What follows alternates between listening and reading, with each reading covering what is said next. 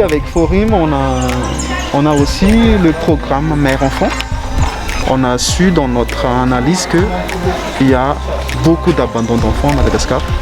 Donc l'idée est de soutenir les jeunes filles mères. Et depuis 2016, l'association a ouvert le centre de formation, donc je suis devenue directrice.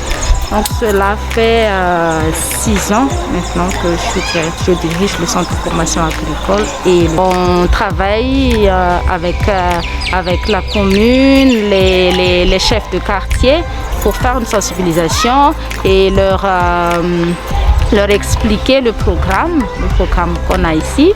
Et après, les assistantes sociales font une enquête de celles qui répondent aux critères.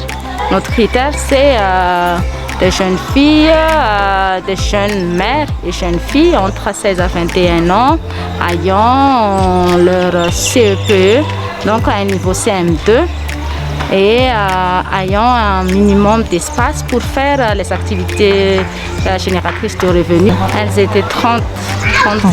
Oui, 29 ont réalisé une activité génératrice de revenus et une a été embauchée comme ouvrière dans un potager solidaire aussi. On vise la compétence, donc c'est la pratique qu'on fait le plus. Donc elles participent aux activités agricoles.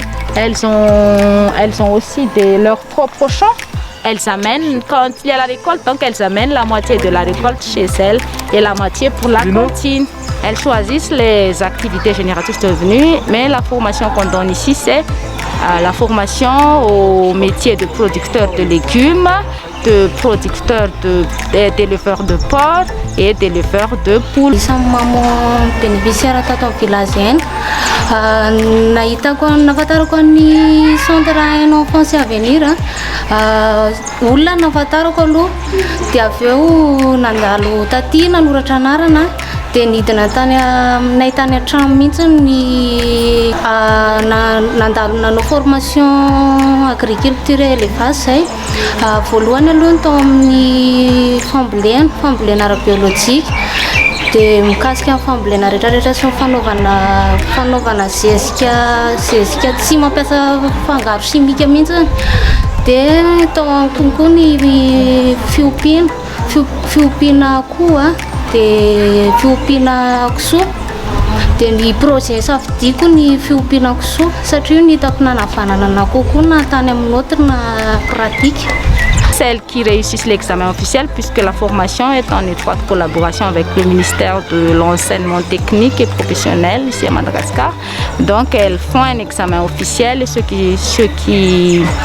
qui réussissent donc ont un certificat de fin de formation qui est équivalent à un diplôme pour un ouvrier spécialisé.